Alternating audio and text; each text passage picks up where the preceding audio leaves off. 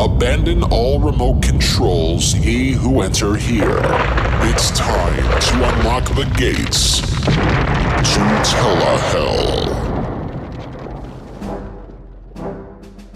A long time ago, in a galaxy far, far away, a filmmaker had a simple idea. To chronicle the exploits of a ragtag team of rebels seeking out to destroy a galactic empire using next to nothing to defend themselves, aside from a fast ship and a mythological power that could help bring balance between light and dark. This was a story that would be told in a handful of episodes. And despite some of the fervent reaction it would receive from time to time, it still managed to become a cult favorite tale about fighting in space. Or at least it would have been had the story been released long before Star Wars ever did. We won't bore you with the details of how the movie and its eventual franchise pretty much gave everybody in the movie industry a new hope when it came to theaters in 1977. From various paradigm shifts at the box office, to multi-billion-dollar merchandising up the wazoo, and even, eventually, finding success on television. The Star Wars franchise goes beyond definition no matter how seasoned or how novice one's fandom may lay. And before you ask, no, we are not, and we will never talk about the 1978 holiday special around here, because quite frankly, everybody and their mother has talked about it at some point, and quite honestly, we wouldn't really be adding anything new to the fray. That, and it's January as we're dropping this episode, the timing's kind of awkward for holiday stuff in the first place. What we will talk about, however, is one of the lesser known but still unfortunate byproducts of the movie's success. Those that either borrow, imitate, duplicate, or flat out steal some, most, or all of the elements that made the original Star Wars an all-time masterpiece in an effort to try and make it their own way. And while there have been a few other space epics that managed to be their own thing regardless of how much inspiration they tended to borrow from the Force, the source material, there's one particular clone that we're going to war with today. Come with me, Andy. That is not a toy. It's the garbage control. Yes, but isn't she cute? While imitation is considered a sincere form of flattery, This imitator was considered anything but. And because of the fact that unfair comparisons would soon become unavoidable, this young Padawan gets catapulted into the dark side of Telehell. And before we begin, I feel the need to clarify something for this episode. Would you mind killing the flare for a second? Thank you very much. You may remember a little while ago us putting out a list of the top 6 things that we would never review. Among the entries on that list was that of guilty pleasures.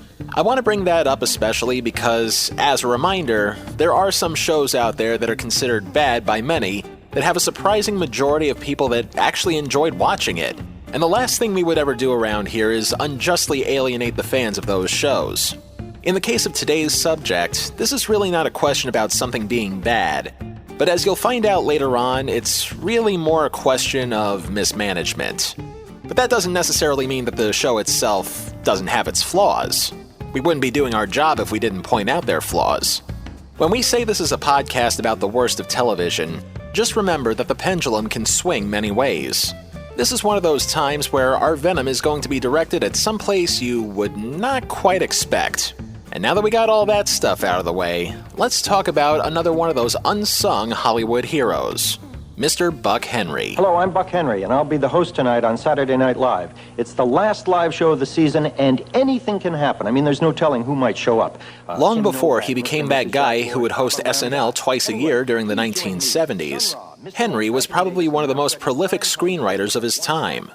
Co-creating the classic Get Smart alongside Mel Brooks, and then parlaying that success to co-write and get Oscar-nominated for the screenplay to The Graduate, Henry's career as a writer and occasional actor has spanned nearly 60 years. For the purposes of this story, however, we travel back to 1976. Perhaps because of how well Buck did during the SNL appearances he made at that point, NBC commissioned him to put together a TV movie for May sweeps in 1977. Drawing from his comedy writing experience, as well as the success of the TV movie staple The Owl and the Pussycat 2 years earlier, the network pretty much gave Henry carte blanche to write whatever he wanted, which made the decision for him to write a comedy set both in the future and in outer space kinda questionable, but the network went along with him anyway. The premise itself seemed simple enough. Or at least simple without having to take a narcotic to help better understand it back then. It involved the adventures of the captain of a United Galactic Sanitation Patrol ship, a fancy way of saying space garbage man. His crew included a transmute, a being with male and female characteristics, a highly evolved man who was made out of plant-based material, which I'm guessing is how the Impossible Whopper was made, a robot that suffered from mild depression, and a beautiful co-pilot and her clone, who were always arguing over who was the clone of the other. Though the captain was supposed to stick to his sanitation patrols, he and his crew often met adventure with various beings in the universe. Now, if you were any other TV network, chances are you would have been laughed out of the business if you had to make a pitch like that. But as another friendly reminder, NBC in the mid to late 1970s practically had to compete with static and test patterns in order to get a higher rating. And this was before our patron saint, Fred Silverman, entered the picture. In short, they were looking for just about anything to fill their schedule that wasn't a Bob Hope or Johnny Carson special. And with little options to their name, NBC greenlit the movie. Now all that was needed was the cast. As luck would have it, Henry once worked with another future legend previously. Actor, writer, and director Richard Benjamin was cast in the original movie version of Catch-22, which Henry wrote the screenplay for. Benjamin was eager to work with Henry again, and upon finding out that he and NBC had a deal in place for this new TV movie, Benjamin jumped at the opportunity. One thing led to another, and Benjamin got the lead role as the space trash man, who by this point was given the name Adam Quark. Rounding out the rest of the cast was a stable of those guys who were in those things. Character actors who had extensively long resumes filled with one-season wonders and other small but memorable roles. The most prolific of which was Tim Thomerson, cast in the role of the ship's transmute, Gene, spelt with both a G and a J in the front for reasons you'll understand once we get to them. The role of half-man, half-plant, Ficus, went to up-and-coming character actor Richard Kelton, who by that point in his career already logged appearances on shows like Charlie's Angels, The Incredible Hulk, and Gunsmoke, among others. Unfortunately for the purposes of this story, Ficus does not appear here, so we move on to Andy the Robot, who could stand to take a couple tabs of Prozac. He was played by Bobby Porter, who was not just an actor, but more one of the most prolific stuntmen and stunt coordinators in all of showbiz. Finally, in an effort to bring in the male demographics a little, the part of co-pilot Betty and her identical clone, also named Betty, were played by twin sisters, Sib and Patricia Barnstable, who at this point were probably best known for playing one of many variants to the Doublemint twins. And very little else at that point. Double your pleasure with Doublemint gum. Double good, double fresh, double delicious. The single most favorite double in the world is double good, Doublemint gum. There's no single gum like it. Okay, come on, nobody's perfect. The remainder of the cast included future Mork and Mindy co-star Conrad Janis as Quark's boss, Otto Palindrome, and old-school character actor Alan Caillou as Palindrome's boss, simply known as the Head. And trust me when I say that there's a lot to be said about the Head when we get to it. Now that we had everything assembled, this is usually the part of the show where we talk at great length about the movie.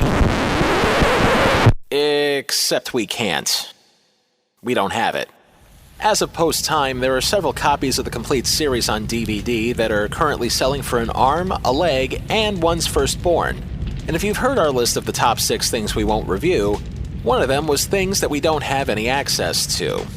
So it kinda leaves us in a bit of a quagmire. I will say, however, that when the TV movie premiered on May 7th, 1977, it was a big enough hit in the ratings that it was eventually given the chance to become a full-fledged series that would hit the airwaves in the winter of 1978. That episode we do have a copy of. And we'll look over that one after the break. NBC 77, the year of the big events, the super specials. And the events will be even bigger in 78. Hey, some nights are gonna be special. Some nights are gonna be rare. Night after night of excitement. It's gonna be filling the air. Gonna be a big year. 78 on NBC. A big year. Because of the success of the TV movie, NBC did whatever it took to convince people watching that it would become one of the few hits that they had that was actually worth watching, even going so far as to put together a series of mock press releases praising the show's impending release. One of these fake press blurbs in particular wound up being saved in all perpetuity on the unofficial Quark fan page, which can be found at the website quark.name. Yes, .name. There's a lot of web domain handles that you don't know about. Anyway, it came from the fictitious pen of one particular reporter, who happened to be editor of the Perma One Morning Telegraph, Afternoon Tribune, Evening Star, Daily Planet, and Weekly Reader, which, by the way, was all one paper. And we quote, Dear Boss, I've completed my assignment aboard the United Galaxy Sanitation Patrol vessel commanded by Adam Quark.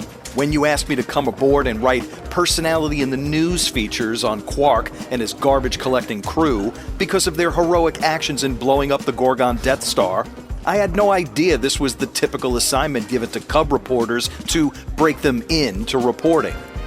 Despite your cruel humor, I have managed to retain my dignity and a great deal of my sanity while aboard Quark's ship. Never mind that Quark sails blindly into any danger. Never mind that you can't tell Betty 1 from Betty 2. Never mind that one minute you're talking to this great guy named Jean, and the next minute she's turned into Jean with a J. Never mind that you have to ask Ficus to speak in 2 or 3 syllable words for the benefit of us who weren't raised in soil. Never mind that Andy the robot is a walking pile of junk. And boss, I know I had a point to make here, but never mind. I had hoped to be back on Perma 1 by now, but somehow Quark keeps finding new adventures.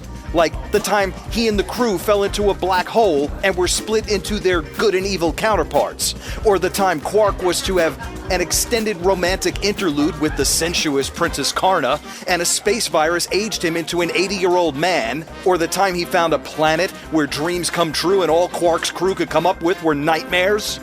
So boss, I hope to see you soon. Meanwhile, I'm sending these personality in the news features on Quark's crew for the Morning Telegraph, Afternoon Tribune, Evening Star, Daily Planet, and Weekly Reader. I hope you have room for them. I know the masthead doesn't leave much room for copy. And boss, don't forget my byline. You know, from all my research in the library on Perma 1, these adventures we're having would have made a good video series in the 29th century. Too bad none of the primitives who existed then could have imagined what we'd be doing in the 23rd century, eh?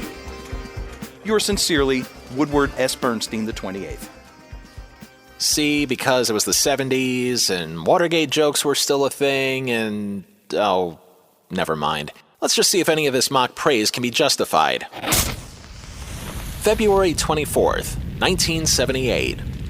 Saturday Night Fever, both the movie and the soundtrack, experienced a seemingly inescapable positioning at number 1 on their respective charts.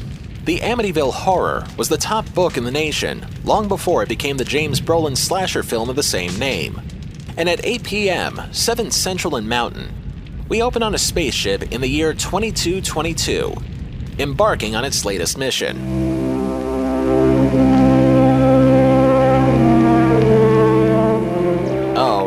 I should also apologize in advance for the wobbly sounding audio in this copy, but then again, I'm in hell, so I know going into this not to expect perfection 100% of the time.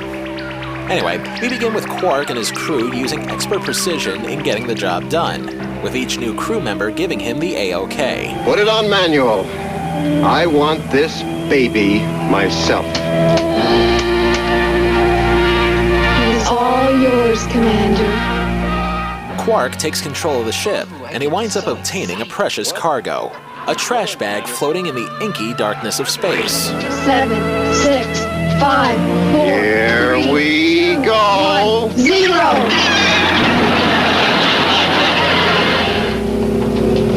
We've cleaned up all the trash in the Milky Way. Now, put her on astro-trash and let's get out of here. We then segue out of the cold open with the latest in a list of future ringtones that the boss might annoy me with the show's opening theme song.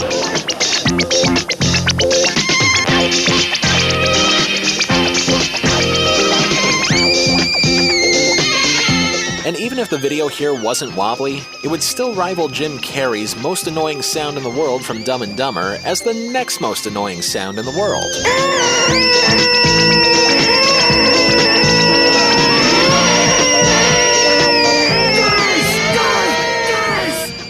I'm honestly not sure if this theme song sounds like a rusty tea kettle perking or a canary being spayed, but thankfully we only have to hear that once. Act 1 begins with the future father of Mindy setting up the headquarters known as Perma 1 in a rather progressive way. I want to thank you all, ladies, gentlemen, humanoids, multiforms, polymorphopods, genunites, conguans, transpodulates, and if I may quote from the First Amendment to our Confederation's Declaration of Unity, you are all equally welcome here regardless of species, life system, echo mass, or shape. Thank you. Thank you. Thank you. Meanwhile, in the garbage ship, Quark gives his version of the captain's log from Star Trek, while what I can only assume is his alien pet crossed with cellophane, oversized larva, and fever dreams is ready for its nightly meal. Ready for your dinner, old pal? Okay, come on. Hey, pal! Good boy, Urkel. That's the way. Eat him up. Eat him up. After that awkward bit of physical comedy, Quark continues his log and introduces the rest of his team. The second-in-command position is held jointly by Betty and Betty. One of them is a clone. I'm extremely fond of Betty. If only I knew which Betty it was that I am extremely fond of. Our chief engineer is a transmute, Gene, or as he or she is sometimes called, Gene. And let's pause right here for a moment. Okay, quick tangent here for a second. I know we're supposed to be a show that trashes bad TV, but I would be remiss if I didn't once again mention the character of Gene, played by Tim Thomerson, as well as the fact that in the 1970s, TV and movies didn't really know how to write for the then-growing LGBTQ+ community. Back in the 70s, they were seen as outcasts, second-class citizens, or worse, and their treatment in the televised world didn't fare that much better, often forcing actors to play straight roles on most series. Don't believe me? Why not ask such reluctant pioneers like Robert Reed, Paul Lynde, or Charles Nelson Riley, or less obvious ones that didn't come out until much later in their careers, like Dick Sargent or Raymond Burr. It wouldn't be until the fall of 1977 when, for the first time ever, an openly gay character would become a central fixture on a primetime TV show. Albeit, he was played by a straight actor, Billy Crystal's portrayal of Jody Dallas on the groundbreaking sitcom, Soap. You know, Jody, when we were younger, there was no such thing as homosexuals.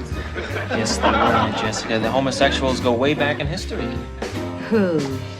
Alexander the Great was gay. Plato was gay. Mickey Mouse's dog was gay? Now, while that was groundbreaking, homosexuality on TV was one thing, but portraying someone in the trans community, dramatized or otherwise, was virtually nowhere to be seen on TV, unless, of course, a man dressed in drag just for a cheap laugh. With all of that in mind, Thomerson's portrayal of Gene, someone who Quark just described as a transmute who has both sets of male and female chromosomes, might have been one of the first portrayals of the trans community, or at the very least, the first example of one being portrayed in a positive light. Of course, if I'm completely wrong about this bit of information, feel free to correct me on our social feeds, Twitter and Facebook, at Telehell Podcast. But if I'm right, hats off to Tim Thomerson. probably one of the greatest tough guy actors of all time if his IMDb page is any indication, for being one of TV's most unlikely of pioneers. And tangent over. We then get to meet somebody who only appears in this one episode. The constructor of Andy the Robot, Dr. O.B. Mudd, played by film noir mainstay Douglas Fowley. He lost an eye some years ago when he went to sleep for several hours while looking into his microscope. In his spare time, he usually works on Andy, a servo-mechanical android that he is determined to perfect. Someday. After more messing around with the bubble-wrapped freak of nature disguised as a pet, we return to Perma 1, where Mindy's father contacts the head and... Oh my God! A palindrome here, sir. Sorry to disturb you. That's all right, palindrome. I was just, as usual, thinking. Okay. I'm not sure if I should be wishing this, but I wish you could see what this head character looks like. I mean, my God, his face is perfectly normal, but... Ugh, God, his actual head looks like a distant ancestor to the Elephant Man. I am not an animal! I am a human being! I don't know who was responsible for the makeup on this show, but hopefully he got a raise and then subsequently fired for... Oh, God, I can't unsee that! You know that episode of Seinfeld where Elaine is taking care of a lady with an unseen goiter? Well, try to imagine this guy as one of her future descendants. That was when I began my affair with Mohandas. He used to dip his bald head in oil and rub it all over my body. Okay, I think I'm calm now. I'm just gonna look away as the head gives us the plot of the episode, so proceed. An extraordinarily large explosion from the M82 sector seems to have propelled an enzyme cloud clear through Ursa Major's gravity field. It's practically pure protein, and it's metabolizing everything in its path, including gravity. I suppose you're going to tell me this enzyme thing is going to hit us full on and turn us all into little bitty meson particles. At about 1,500 hours tomorrow. I'm sorry, sir. I know how you feel. But, sir, if Quark could move his ship into the center of that enzyme cloud and set off his own reactor system... And create a nuclear implosion. Yes, it might work. Of course, it would mean certain death for everybody on board. But as you know, one of the responsibilities of those in charge sometimes is to order the sacrifice of the few for the sake of the many. Yes, sir. Is it safe? Is it safe to look now? Is the man with the ruptured testicle for a head gone? Okay, moving on. We finally get to meet Andy the Robot, as well as all the flaws / comic relief he'll provide this sitcom. How's it going, Andy? Everything is fine, thank you. Thank you? You're welcome. Yes, I see. And how do you feel? I feel wonder. I feel wonder. I feel wonderful. Just then, Dr. Mudd gives Quark some urgent news. We've got a spectrum reading that's gone right off the graph. Something's coming this way. It's emitting a totally varied wave cycle. If it hit us? At best, the ship would be anatomized, and we'd all be turned into instant space jelly. Isn't there a chance you could be mistaken? Yes? No. Act 2 begins with the crew getting themselves prepared for the onslaught of vapor that lies ahead. But first, dinner. What's on the menu? Special treat tonight, Commander. All your favorites. Hearts of plankton, hot space biscuits, puree of astrogerm, and moon snails flambé. What about a moistening agent? Chateau Alio from the Great Bear Constellation, 2117. A great century for wine. To put that last joke in perspective, Gwyneth Paltrow was a mere 6 years old when this program aired, so there's a sliver of possibility that all the items that you just heard mentioned may soon come to a Goop catalog near you someday. But I digress. After dinner, Quark and Dr. Mudd continue to analyze the conditions that surround them. Oh. What is it? See something? No. Nothing at all. It's all black. Other eye, Doc. I'm afraid it doesn't look good. What do you mean? Take a look for yourself. I can't see anything. Use your open eye, Frank. No, yeah, I can see it now. We then see Quark trying to tell Andy the robot the difference between an ordinary piece of machinery and what could possibly be a pleasure droid to him. What is your name? Please tell me your name. I think you are very attractive. Okay, pause again, please. This was written by the same guy who co-wrote The Graduate and co-created Get Smart, right? Because so far, not even a washed-up Borscht Belt comedian would use these jokes at even a condemned Catskills hotel. The setups are obvious, the punchlines can be seen by the blind from miles away, and not helping things either is that annoyingly intrusive laugh track. Oh yes, that too will have its day here soon. But just to nip it in the bud now for later, the producers are seriously banking on the hopes that the home audience will be conditioned to laugh at something that even they know deep down is about as funny as a boiled potato. Imagine if the show didn't have a laugh track. The quality might not have been stellar, but at least it would have been an improvement, because the audience was able to figure out on their own without any aid what the funny moment was. Here, putting a laugh track on just about everything is almost as abrasive as a buzzing neon sign. It doesn't do the material any favors. But again, this is a rant for another day, so let's continue. We actually get some plot movement as the mysterious vapor finally attacks the ship. What was that? That's the big thing that's coming this way. It's creating a gravity warp. Shouldn't we take evasive action? It wouldn't do any good. It's faster than we are. Give it to me straight, Doc. What would you do if you were me? Panicked. A momentum that is immediately halted by shoehorning in the pseudo-romance between Quark and the two Bettys, for seemingly no other reason than to pad out the episode with their stilted line reading and also give the male audience something to look at, while putting the TV on mute for about 1 minute. Commander? Yes, Betty. Adam, I'm even prouder to be sharing this experience with you than she is. Because, as someone once said, death is the greatest adventure, you know? Sure, but you have to remember that whoever said it probably wasn't dead at the time. After that form-fitting distraction, Quark and Mudd plan their next move. Look, we must be inside the thing now. If those hydrochemical readings are correct, it's as though we're being digested. By Jiminy, that's it. It's some kind of protein hydrolyzing amino producer. What does it mean? I'm not quite sure. But it's got a nice ring to it. We then cut back to Perma 1 headquarters where we... Oh my god, it's Ballsack Head again! Let's cut out the good luck. It seems superfluous anyway. Okay, I'm sorry. I gotta fast forward this for a moment. I gotta cue this up to the closing credits, and I gotta see who's to blame for my nightmares this week. Okay, play here. Next Friday night at 8, 7 Central and Mountain. And pause. Makeup supervision by a Mr. Ben Lane. Now, what else was he responsible for? Oh, I see. He was the makeup supervisor for Columbia Pictures. He worked on Bewitched, The Monkees. Ugh, The Flying Nun. Boy, this list is long. He worked on Guess Who's Coming to Dinner, Oklahoma. Retired in 1982 after doing the makeup for the movie version of Annie.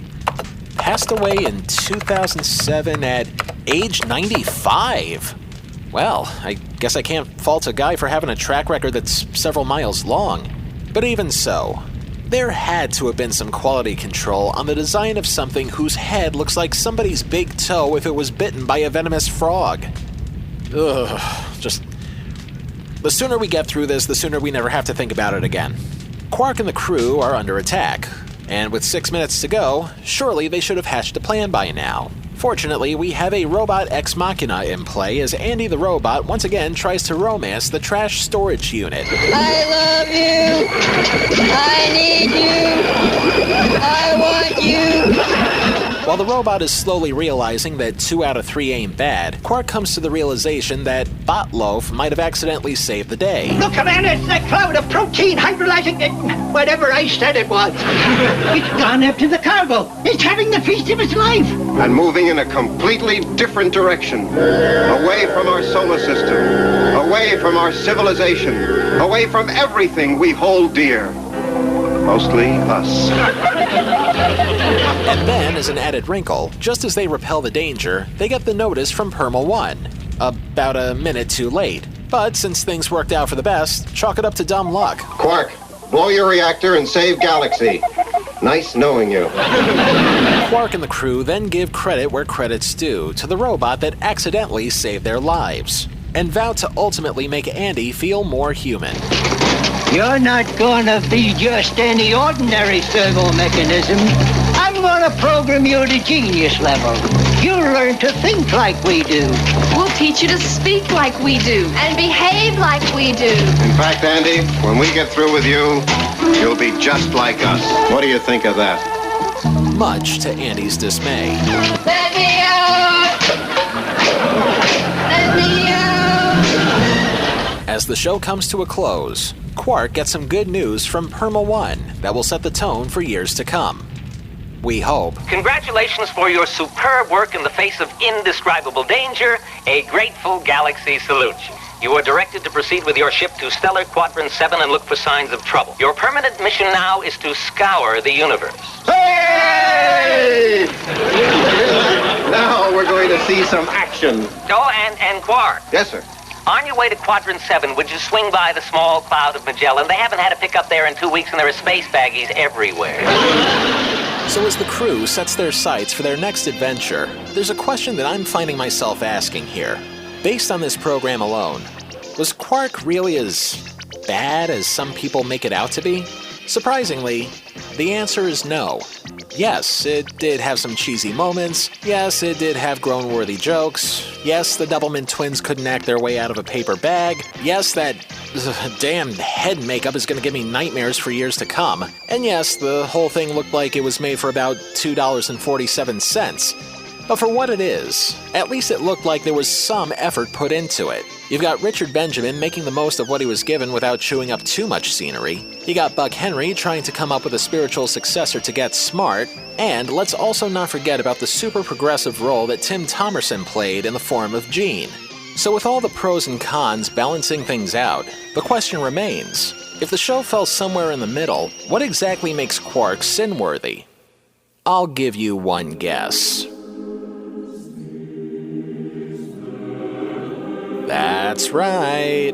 Our Telehell patron saint, Fred Silverman, is involved here. As we mentioned all the way back on our Super Train episode, Silverman joined NBC in 1978 as network president, and while his presence wouldn't truly be felt until the fall of that year, Silverman started getting to work in January of that year, when he began to systematically deconstruct the work of his predecessors, up to and including canceling shows as quickly as they went on the air, seemingly for no reason other than to start things off with a clean slate for the fall. It didn't matter if the ratings for these shows were good, bad, or indifferent. If anybody but Silverman okayed the show, they would get the axe, whether they liked it or not. An incident in show business that would henceforth be known as the slaughter on 6th Avenue. In Quark's case, its demise was as simple as becoming cannon fodder for the two shows that Silverman programmed opposite, Wonder Woman on CBS and Donnie and Marie on ABC, which coincidentally, Silverman gave the green light to when working for that network. In spite of the increasing fan base and improved humor of the show as the weeks went by, Quark simply didn't stand a chance, and ultimately burnt up on re-entry after only 7 episodes, 8 if you include the TV movie pilot. So now that we've got that information in place, where does the mechanically reproduced space junk of Quark wind up scattered in the solar system of Telehell? Lucky for us, there are as many planets in the real solar system as there are circles around here. Yes, Pluto counts as a planet, I don't care what people say. Limbo, lust, gluttony, greed, wrath, heresy, violence, fraud, treachery. To quote the late movie producer Robert Evans, among others who used a version of this quote, "If you live by the sword, you can damn well die by the sword." The sword in this case is NBC, who picked up the series with a lot of fanfare after the success of the pilot movie, but then canceled it thanks to Silverman's wrath, as well as pulling a move or two filled with treachery in an effort to torpedo an otherwise promising show. But this is not to say that the show itself is completely devoid of any flaws. A minor one would be that of Sid and Pat Barnstable, the Doublemint twins, who clearly needed to take more acting classes at the Learning Annex and was otherwise along for the ride simply as eye candy, ticking the box for lust among some of the viewers. But that's second to the fact that the timing of the series' arrival was highly dubious, thanks in part to everybody trying to cash in on that then-new craze called Star Wars. And don't think for a moment that NBC was the only one trying to make that move. ABC would be guilty of this a few months later with the original Battlestar Galactica series, as well as a slew of other low-budget movie companies that would soon follow suit with their own quote-unquote original interpretations of it. Imitation may be a sincere form of flattery, but as long as there's something far superior to compare it to, fairly warranted or otherwise, the cries of fraud in the sci-fi community are going to happen no matter what.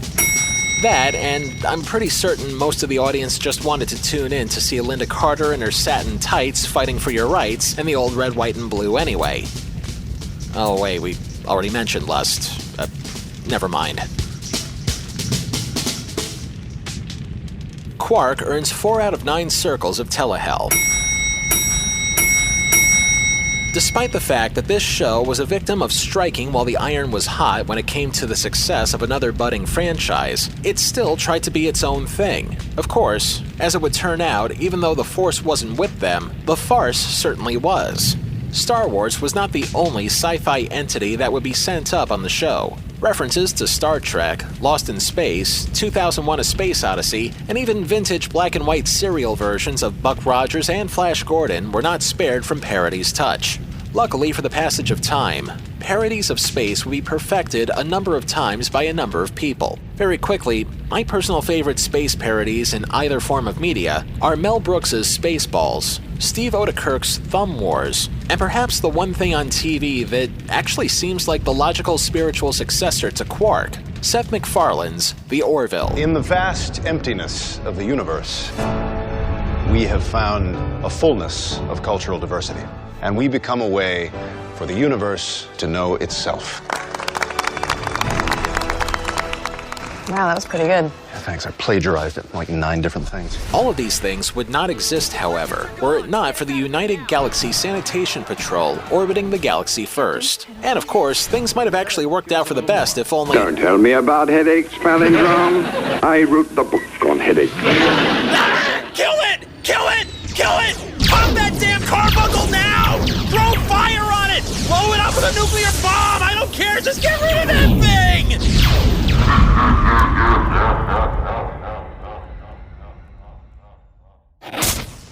Next time on Telehell, with football's biggest event just weeks away, we direct our anger to a little girl who almost ruined everything once. Last night, somebody in the vast reaches of the NBC network didn't get the word. The result was that football fans by the thousands were roused to a cold fury, and some probably haven't cooled down yet.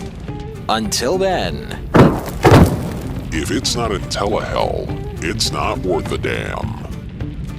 The part of Woodward S. Bernstein the 28th was played by Rob Maurer. If you'd like to know more about the TV series Quark, especially the episodes that we didn't cover today, check out the unofficial Quark fan page at quark.name. Again, that's quark.name. Telehell was written, produced, edited, and narrated by me, Justin Hart. All clips used in this program are protected under the Fair Use Doctrine of the U.S. Copyright Act of 1976, and all clips used come courtesy of their respective companies and owners. Some of the music used in this program comes courtesy of YouTube and their audio library service. Telehell is a production of Horton Road and is distributed by Libsyn. There's now more ways to listen to Telehell than ever before. Of course, the usual ways: Apple Podcasts, Stitcher, Spotify, and our website, telehell.libsyn.com, but also these new places, including Castbox.fm, Podtail.com, ListenNotes.com, MyTuner-Radio.com, and Blueberry, which is spelled BULBRRY.com. We'll have many more coming soon. And as always, don't forget to like, comment, rate, subscribe, and share on our social feeds. Twitter and Facebook, both at Telehell Podcast.